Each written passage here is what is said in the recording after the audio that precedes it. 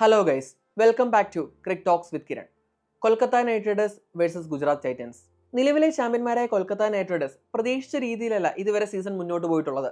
ഇതുവരെ അവർ കളിച്ച 7 മത്സരങ്ങളിൽ നിന്ന് 3 വിജയങ്ങൾ മാത്രമാണ് സ്വന്തമാക്കാനായിട്ടുള്ളത്. ഇപ്പോൾ പോയിന്റ് ടേബിൾ നോക്കിക്കഴിഞ്ഞാൽ അവർ 7ാം സ്ഥാനത്താണ്.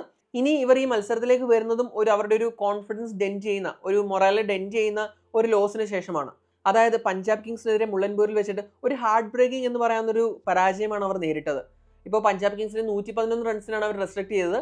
പിന്നീട് അവർ അത് ഈസി ആയിട്ട് ചേസ് ചെയ്യുമെന്ന് തോന്നി. അതായത് ഒരു 14 ഓവറിൽ ചേസ് ചെയ്ത് കഴിഞ്ഞാൽ പോയിന്റ് ടേബിളിൽ മുന്നിലേക്ക് എത്താമായിരുന്നു. അപ്പോൾ എല്ലാവരും വിചാരിച്ചിരുന്നത് അവർ പെട്ടെന്ന് ആ ഒരു സ്കോർ ചേസ് ചെയ്തിട്ട് അവരുടെ നെറ്റ് റൺ റേറ്റ് ഒക്കെ ബൂസ്റ്റ് ചെയ്യുന്നതാണ്. പക്ഷേ സംഭവിച്ചത് മറിച്ചാണ്. വെറും 95 റൺസിന് അവർ ഓൾ ഔട്ടായി. അപ്പോൾ ഇങ്ങനെ ഒരു ടീം, അതായത് ഒരു ഡിഫെൻഡിങ് ചാമ്പ്യൻസ് ഈ ഒരു സ്കോറിന് പുറത്താവുക എന്ന് പറഞ്ഞു കഴിഞ്ഞാൽ തീർച്ചയായിട്ടും അത് ഉൾക്കൊള്ളാനാവുന്ന, അവരുടെ ടീമിനുള്ളിൽ തന്നെ ഒന്ന് ഉൾക്കൊള്ളാനാവുന്ന ഒരു പരാജയമല്ല. അപ്പോൾ അത് കംപ്ലീറ്റ് ആയിട്ട് മറന്നിട്ട് അടുത്ത മത്സരം മികച്ച രീതിയിൽ കളിച്ച് വിജയ വഴിയിലേക്ക് തിരിച്ചെത്തുക എന്നുള്ളൊരു ഓപ്ഷനാണ് അവരുടെ മുന്നിലുള്ളത്. ഇനി നമ്മൾ ഇവരുടെ ടീമിലേക്ക് നോക്കുമ്പോൾ ഇപ്പോൾ കഴിഞ്ഞ സീസണിൽ അവരുടെ ടോപ്പിൽ നിന്ന് കിട്ടിയ ഒരു കോൺട്രിബ്യൂഷൻ, അതായത് ഫിൽ സോൾട്ട്, സുനിൽ നരൈൻ, ആ ഒരു കോംബോ ഏകദേശം ഒരു ആവറേജ് 40 മുകളിലും സ്ട്രൈക്ക് റേറ്റ് 200 മുകളിലുമാണ് റൺസ് നേടി തന്നുകൊണ്ടിരുന്നത്. പക്ഷേ ഈ സീസൺ വന്നപ്പോൾ ഫിൽ സോൾട്ട് RCBയിലേക്ക് പോയി. പിന്നീട് വന്ന ഡി കോക്കിന് ആ ഒരു ഫോം റെപ്ലിക്കേറ്റ് ചെയ്യാൻ കഴിഞ്ഞിട്ടില്ല. ഇപ്പം ഞാൻ പറഞ്ഞില്ല, ഒരു മത്സരത്തിൽ ഡി കോക്ക് ഒരു 97 റൺസ് അടിച്ചു RRനെതിരെ. അതല്ലാതെ ഒരു നല്ല കോൺട്രിബ്യൂഷൻ ഇവരിൽ നിന്ന് വന്നിട്ടില്ല. ഇവരുടെ ഓപ്പണിംഗ് ഒരു 50+ പാർട്ണർഷിപ്പ് പോലും ഇതേവരെ ഈ 7 മത്സരങ്ങൾക്കിടയിൽ തന്നിട്ടില്ല. ഒരു 46 റൺസ് മാത്രമാണ് ഇവരുടെ ഒരു ബെസ്റ്റ് ഓപ്പണിംഗ് പാർട്ണർഷിപ്പ് എന്ന് പറയാവുന്നത്. അപ്പോൾ കഴിഞ്ഞ സീസണിൽ അവർക്ക് കിട്ടിയ സ്റ്റാർട്ട്സ് ഒന്നും ഈ സീസണിൽ കിട്ടുന്നില്ല. പിന്നീട് ഇവരുടെ ഈ സീസണിലെ ബെസ്റ്റ് ബാറ്റർ എന്ന് പറയുന്നത് ക്യാപ്റ്റൻ അജിങ്ക്യ രഹാനെയാണ്. രഹാനെ ഈ റൺ സ്കോറേഴ്സിന്റെ ടോപ്പ് 15 ലിസ്റ്റിലില്ല. അപ്പോൾ അത് അറിയുമ്പോൾ തന്നെ, അങ്ങനെ ഒരു കാര്യം മനസ്സിലാക്കുമ്പോൾ തന്നെ അവരുടെ ബാറ്റിങ്ങിലുള്ള പ്രശ്നങ്ങൾ നമുക്ക് മനസ്സിലാവും. രഹാനെ മികച്ച ടച്ചിലാണ്, പക്ഷേ റൺ സ്കോറേഴ്സ് ലിസ്റ്റിൽ ടോപ്പ് 15 എങ്ങുമില്ല. അപ്പോൾ ബാക്കിയുള്ള ബാറ്റേഴ്സിന്റെ കാര്യം ഒന്ന് ആലോചിച്ച് നോക്കി. ഇപ്പോൾ രഘുവംശി ടച്ചിലാണ്, വെങ്കടേഷ് അയ്യർ 1-2 കളികളിൽ നന്നായിട്ട് കളിച്ചു. പക്ഷേ ഇവരൊന്നും കൺസിസ്റ്റന്റ് ആയിട്ട് ആ ഒരു ബാറ്റിംഗിൽ പെർഫോം ചെയ്യുന്നില്ല. ഇപ്പോൾ സുനിൽ നരൈൻ ആയാലും ഇപ്പോൾ കഴിഞ്ഞ സീസണിൽ കൊടുത്ത ഒരു സ്റ്റാർട്ട് കൊടുക്കാൻ കഴിയുന്നില്ല. പിന്നെ ഇവരുടെ ടീമിലുള്ള ഒരു പ്രശ്നം എന്ന് പറഞ്ഞു കഴിഞ്ഞാൽ റസലാണ്. റസൽ ഇപ്പോൾ ബാറ്റിംഗിലായാലും ബോളിംഗിലായാലും കാര്യമായിട്ട് കോൺട്രിബ്യൂട്ട് ചെയ്യാൻ കഴിഞ്ഞിട്ടില്ല. ഈ സീസണിൽ എന്തോ 30-31 പന്തുകളെന്തോ ബാറ്റിംഗിൽ കളിച്ചിട്ടുള്ളൂ. അതിലൊരു 39 റൺസേ നമ്മുടെ റസൽ എടുത്തിട്ടുള്ളൂ. കഴിഞ്ഞ മത്സരം റസലിന് ഒരു ടീമിന്റെ സേവിയർ ആവാൻ പറ്റിയ ഒരു അവസരമായിരുന്നു. പക്ഷേ പുറത്തായി, ടീം തോൽക്കുകയും ചെയ്തു. ഇപ്പോൾ ചഹലിനെതിരെ ഒരു 16 റൺസൊക്കെ എടുത്തൊരു ചെറിയ പ്രതീക്ഷ KKR ആരാധകർക്ക് റസൽ നൽകി. പക്ഷേ പിന്നെ ഡൗട്ടായി. അപ്പോൾ റസൽ എന്ന് പറഞ്ഞു കഴിഞ്ഞാൽ അറിയാലോ, അപ്പോൾ തോൽവിയുടെ അറ്റത്ത് നിന്ന് പോലും അവരെ വിജയങ്ങളിലേക്ക് നയിച്ചിട്ടുള്ള പ്ലെയറാണ്.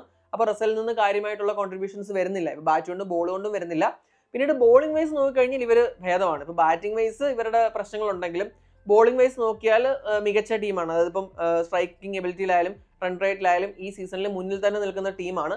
അതുകൊണ്ടാണ് ഇവർ ചെന്നൈയെ പോലെയോ രാജസ്ഥാനിലെ പോലെയോ ഏറ്റവും താഴേക്ക് പോകാത്തത്. ഈ ഒരു ബോളിംഗിന്റെ മികവിൽ തന്നെയാണ്. നമുക്കറിയാം, ചെന്നൈ ചെപ്പോക്കിൽ ചെറിയൊരു സ്കോറിന് ഒതുക്കി അവർ സുഖമായിട്ട് ചേസ് ചെയ്ത് ജയിച്ചു. പഞ്ചാബ് കിങ്സിനെതിരെയും അവരുടെ ബോളിംഗ് യൂണിറ്റ് ആ ഒരു പെർഫോമൻസ് തുടർന്നു. പക്ഷെ അത് ബാക്കപ്പ് ചെയ്യാനായിട്ട് അവരുടെ ബാറ്റേഴ്സിന് കഴിയാത്തതാണ് പരാജയം. അപ്പോൾ ബോളിംഗ് വൈസ് ഇവർക്ക് വലിയ പ്രശ്നങ്ങളില്ല. അപ്പോൾ ഇവരുടെ സ്പിൻ യൂണിറ്റ് എന്ന് പറയുന്നത് വളരെ പൊട്ടന്റ് ആയിട്ടുള്ള, വളരെ സ്ട്രൈക്കിംഗ് എബിലിറ്റി ഉള്ള സ്പിൻ യൂണിറ്റ് ആണ് നമ്മുടെ വരുൺ ചക്രവർത്തി, സുനിൽ നരൈൻ. പിന്നെ മൊയിൻ അലി കളിച്ച മത്സരങ്ങളിൽ മൊയിൻ നന്നായിട്ട് പന്തെറിഞ്ഞു. അതുപോലെ തന്നെ ഇപ്പോൾ അവരുടെ സ്ട്രൈക്ക് ബൗളേഴ്സായ ഹർഷിത് റാണെ ആയാലും വൈഭവ് അറോറ ആയാലും ചില മത്സരങ്ങളിൽ എക്സ്പെൻസീവ് ആവുന്നുണ്ടെങ്കിലും വിക്കറ്റ് കോളത്തിൽ സ്ഥാനം കണ്ടെത്തുന്നുണ്ട്. ഇപ്പോൾ നോർക്കിയെ തിരിച്ചു വന്നു. നോർക്കിയെ ഇതേ കഴിഞ്ഞ IPLലും അതിനുശേഷമുള്ള ടൂർണമെന്റുകളിലെല്ലാം നല്ല എക്സ്പെൻസീവ് ആയിരുന്നെങ്കിലും കഴിഞ്ഞ മത്സരത്തിൽ ഡീസന്റ് ആയിട്ട് ബോൾ ചെയ്തു. അപ്പോൾ ബോളിംഗ് യൂണിറ്റിനേക്കാൾ പ്രശ്നം ഇവരുടെ ബാറ്റിംഗ് യൂണിറ്റിലാണ്. ഇപ്പോൾ അവർ തിരിച്ച് കൊൽക്കത്തയിലാണ് എത്തുന്നത്. അപ്പോൾ ഈ ഒരു കോഴ്സ് കറക്ഷൻ ചെയ്തേ പറ്റുള്ളൂ. അപ്പോൾ ഈ ബാറ്റിംഗിലുള്ള പ്രശ്നങ്ങളെല്ലാം സോൾവ് ചെയ്താൽ മാത്രമേ ഇവർക്ക് വിജയത്തിലേക്ക് തിരിച്ചെത്താനും പ്ലേ ഓഫ് സ്പോട്ടിന് വേണ്ടി കോമ്പീറ്റ് ചെയ്യാനും കഴിയുള്ളൂ. ഇപ്പം ഞാൻ കഴിഞ്ഞ വീഡിയോയിൽ, നമ്മുടെ Mumbai Indians CSK team review വീഡിയോയിൽ പറഞ്ഞു, ഇത് ഭയങ്കര ടഫ് കോമ്പറ്റീഷൻ ആണ്. ഓൾറെഡി 10 പോയിന്റ്സ് ഉള്ള 5 ടീമുണ്ട്. ആ ഒരു കോമ്പറ്റീഷനിലാണ് ഇവർ 6 പോയിന്റുമായിട്ട് നിൽക്കുന്നത്. അപ്പോൾ എത്രയും പെട്ടെന്ന് വിജയ വഴിയിലേക്ക് തിരിച്ചെത്തുക എന്നുള്ളതാണ് ഇവരുടെ ഒരു കാര്യം എന്ന് പറയുന്നത്. ഇനി നമ്മൾ GTA നോക്കി കഴിഞ്ഞു കഴിഞ്ഞാൽ ഇവർ നല്ല ഫോമിലാണ്. 7 മത്സരങ്ങളിൽ നിന്ന് 5 വിജയങ്ങളുമായിട്ട് 1ാം സ്ഥാനത്താണ് അവർ. ഇപ്പോൾ കഴിഞ്ഞ മത്സരത്തിൽ വളരെ മികച്ച ഒരു റിസൾട്ടാണ് ഇവർക്ക് കിട്ടിയത്. ഡൽഹി ക്യാപിറ്റൽസിനെതിരെ അവരുടെ കോൺഫിഡൻസ് ഒക്കെ ബൂസ്റ്റ് ചെയ്യുന്ന ഒരു വിജയം. ഡൽഹി 203 റൺസ് അഹമ്മദാബാദിൽ സ്കോർ ചെയ്തു. അത് അവർ ചേസ് ചെയ്ത് വിജയിക്കുകയും ചെയ്തു. ഇവിടെ ജോസ് ബട്ട്ലറിന്റെ മികച്ചൊരു ഇന്നിംഗ്സ്, 54 പന്തിൽ 97 റൺസ് എടുത്ത് ജോസ് ബട്ട്ലറാണ് വിജയശില്പിയായത്. പിന്നീട് സായി സുദർശനിൽ നിന്നും ഷെർഫൻ റുദർഫോർഡിൽ നിന്നും ഒക്കെ നല്ല വാല്യുബിൾ കോൺട്രിബ്യൂഷൻസ് കിട്ടി. ഇവർ ഞാൻ പല വീഡിയോയിലും പറഞ്ഞതുപോലെ ഒരു വെൽ ഓയിൽഡ് മെഷീൻ പോലെ പ്രവർത്തിക്കുന്ന ടീമാണ്.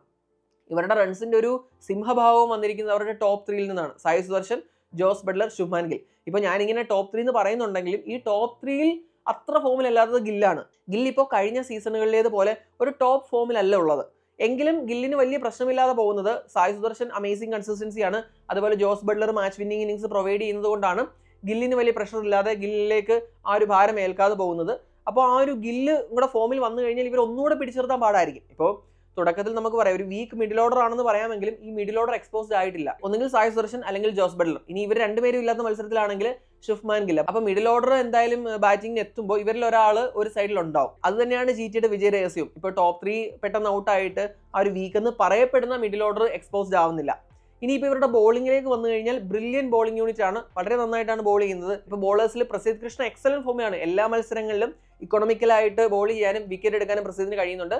സിറാജ് കഴിഞ്ഞ മത്സരത്തിൽ കുറച്ച് എക്സ്പെൻസീവ് ആയെങ്കിലും അതിന് മുന്നുള്ള മത്സരം, അതായത് ഇപ്പോൾ ചിന്നസ്വാമിയിൽ ബാംഗ്ലൂരിനെതിരെയൊക്കെ നല്ല പെർഫോമൻസ് ആണ് സിറാജ് കാഴ്ചവെച്ചത്. അടുത്തടുത്ത മത്സരങ്ങളിൽ മാൻ ഓഫ് ദ മാച്ചും ആയി. അതുപോലെ റഷീദ് ഖാൻ അത്ര നല്ല ഫോമിലല്ല. ഇപ്പോൾ ഇതിന് മുമ്പുള്ള 2 മത്സരങ്ങളിൽ ഫോമിലേക്ക് തിരിച്ചു വരുന്നു എന്നുള്ള സൂചന നൽകി. എങ്കിലും റഷീദ് തന്റെ ബെസ്റ്റിലല്ല.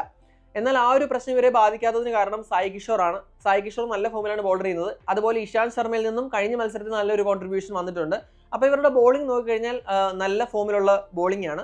ഇപ്പോൾ ബോളിംഗ് യൂണിറ്റും ബാറ്റിംഗ് യൂണിറ്റും അങ്ങനെ ഇൻടാൻഡം നന്നായിട്ട് പ്രവർത്തിക്കുന്നത് കൊണ്ട് തന്നെയാണ് അവർ പോയിന്റ് ടേബിളിൽ ഒന്നാമതെത്തുന്നത്. അപ്പോൾ ഈ 2 ടീമുകൾ തമ്മിൽ നോക്കിക്കഴിഞ്ഞാൽ നല്ല ഫോമിൽ പോകുന്ന ഒരു ടീമും ഫോമിനായിട്ട് സ്ട്രഗിൾ ചെയ്യുന്ന ഒരു ടീമും തമ്മിലാണ് ഇന്ന് മത്സരം. അപ്പോൾ പറഞ്ഞ പോലെ കൊൽക്കത്തയിലാണ് മത്സരം. ഇനി പിച്ച് കണ്ടീഷൻസിലേക്ക് വന്നാൽ ഈ സീസണിൽ ഇതുവരെ 3 മത്സരങ്ങളാണ് നമ്മുടെ കൊൽക്കത്തയിൽ ഈഡൻ ഗാർഡൻസിൽ നടന്നത്. അതിൽ ഒരു മത്സരത്തിൽ നമ്മുടെ RCB KKRനെ റെസ്ട്രിക്ട് ചെയ്തു, 174 റെസ്ട്രിക്ട് ചെയ്തിട്ട് ചേസ് ചെയ്യാനുണ്ടായത്. ബാക്കി 2 മത്സരങ്ങളിലും 200+ ടോട്ടൽസ് വന്നു. ഈ 200+ ടോട്ടൽസ് വന്ന മത്സരത്തിൽ അത് സക്സസ്ഫുൾ ആയിട്ട് ഡിഫെൻഡ് ചെയ്യാൻ ടീമുകൾക്കായി. മറ്റേ ആദ്യത്തെ മത്സരത്തിൽ RCB ചേസ് ചെയ്യാനുണ്ടായത്. അപ്പോൾ ഒരു മിക്സഡ് റിസൾട്ടാണ് ഇതുവരെ വന്നിട്ടുള്ളത്. ടോസ് നേടിയ ക്യാപ്റ്റന്മാരെല്ലാം ഫീൽഡിംഗ് തന്നെയാണ് തിരഞ്ഞെടുത്തത്. അപ്പോൾ ഇൻ കേസ് ടോസ് നഷ്ടപ്പെട്ട് ആദ്യം ബാറ്റിംഗ് ഇറങ്ങിയാൽ ഒരു 200+ സ്കോർ ചെയ്തിട്ട് അത് ഡിഫെൻഡ് ചെയ്യുക. ഇനി ചേസിംഗ് ആണെങ്കിൽ ഓഫ് കോഴ്സ് ആ ഒരു പാർ സ്കോറിന് താഴെ അവരെ റെസ്ട്രിക്ട് ചെയ്യുന്നുള്ളതായിരിക്കും ബോളർമാരുടെ ഉത്തരവാദിത്വം എന്ന് പറയുന്നത്. ഇനി പ്രഡിക്റ്റഡ് പ്ലേയിങ് 12ലേക്ക് വന്നു കഴിഞ്ഞാൽ ഇപ്പോൾ കഴിഞ്ഞ മത്സരത്തിൽ കൊൽക്കത്തയ്ക്ക് ഞാൻ ഈ ഒരു വീഡിയോയിൽ തന്നെ പറഞ്ഞു, ആൻഡ്രിച്ച് നോർക്കിയ കൊൽക്കത്തയ്ക്കായിട്ട് അരങ്ങേറി. അപ്പോൾ ആ മത്സരത്തിൽ മൊയിൻ അലിയാണ് അവർ മാറ്റിയത്. അപ്പോൾ ഇന്നത്തെ മത്സരത്തിൽ കണ്ടീഷൻസ് അനുസരിച്ചായിരിക്കും. ഇപ്പോൾ കണ്ടീഷൻസ് കുറച്ചുകൂടെ സ്പിന്നെ ഫേവർ ചെയ്യുന്നതാണെന്ന് KKR മാനേജ്മെന്റിന് തോന്നിയാൽ മൊയിൻ അലി കളിക്കും. അല്ലെങ്കിൽ കഴിഞ്ഞ മത്സരത്തിൽ നിന്ന് കാര്യമായിട്ടുള്ള ചേഞ്ചസ് ഉണ്ടാവില്ല. ഇനി GTയുടെ സൈഡിലേക്ക് വന്നു കഴിഞ്ഞാൽ GT ഒരു ഹൈ ഫ്ലൈയിങ് യൂണിറ്റ് ആണ്. നല്ല രീതിയിലാണ് അവർ മുന്നോട്ട് പോകുന്നത്. ഇപ്പോൾ അവരും കണ്ടീഷൻസ് അനുസരിച്ച് ഒരു ചേഞ്ച്, അതായത് കുൽവന്ത് കെജ്റോളിയ, വാഷിംഗ്ടൺ സുന്ദർ, ഇഷാന്ത് ശർമ്മ, ഈ 3 പേരിൽ ആരാണ് കളിക്കുന്നത് എന്ന് ഡിറ്റർമൈൻ ചെയ്യുന്നത് കണ്ടീഷൻസ് അനുസരിച്ചായിരിക്കും. അല്ലാതെ അവരുടെ ടീമിലും കാര്യമായിട്ട് ചേഞ്ചസ് ഒന്നും ഞാൻ കാണുന്നില്ല. ഇനി players to watch out for. KKR നിരയിൽ നിന്നും ആന്ദ്രെ റസൽ. ഇപ്പോൾ ആന്ദ്രെ റസലിനെ ചൂസ് ചെയ്യുന്നതിനുള്ള കാരണം ഞാൻ നേരത്തെ പറഞ്ഞു. ബാറ്റിംഗിലായാലും ബോളിംഗിലായാലും കാര്യമായിട്ടൊരു പെർഫോമൻസ് ഇതേവരെ തരാൻ നമ്മുടെ റസലിന് കഴിഞ്ഞിട്ടില്ല. ഇപ്പം ഞാൻ പറഞ്ഞില്ലേ 31 പന്തിൽ 39 റൺസ് ഇതേവരെ എടുത്തിട്ടുള്ളൂ. ബോളിംഗിലും ആ ഒരു സ്ട്രൈക്കിംഗ് എബിലിറ്റി റസലിന് ഈ സീസണിൽ കാണിക്കാനായിട്ടില്ല. അപ്പോൾ റസലിന്റെ പെർഫോമൻസ് ആ ഒരു ബാഡ് പാച്ചിൽ നിന്ന് റസൽ പുറത്തു വരുമോ എന്നുള്ളത് ഞാൻ കാത്തിരിക്കുന്ന കാര്യമാണ്. ഇനി GT നിരയിൽ നിന്ന് ശുഭ്മാൻ ഗിൽ. അറിയാലോ, ഗിൽ നേരത്തെ KKRന് വേണ്ടി കളിച്ചിട്ടുള്ള താരമാണ്. അത് മാത്രമല്ല ഈ സീസണിൽ സായ് സുദർശനെയും ജോസ് ബട്ട്ലറിനെയും കമ്പയർ ചെയ്യുമ്പോൾ ആ ഒരു പെർഫോമൻസ് കഴിഞ്ഞ സീസണുകളിലെ ഒരു പെർഫോമൻസ് റെപ്ലിക്കേറ്റ് ചെയ്യാൻ ഗില്ലിനായിട്ടില്ല. അപ്പോൾ ഗിൽ എങ്ങനെയാണ് പെർഫോം ചെയ്യുന്നതെന്ന് അറിയാനും ഞാൻ കാത്തിരിക്കുന്നു. എന്താണ് നിങ്ങളുടെ അഭിപ്രായം? ഇന്നത്തെ മത്സരത്തിൽ ആരായിരിക്കും വിജയിക്കുക? കൊൽക്കത്ത നൈറ്റ് റൈഡേഴ്സോ അതോ ഗുജറാത്ത് ടൈറ്റൻസോ? നിങ്ങളുടെ അഭിപ്രായം കമന്റ് ചെയ്യുക. അടുത്തൊരു വീഡിയോയുമായി ഉടൻ തന്നെ കാണാം. Thanks for watching Cric Talks with Kiran.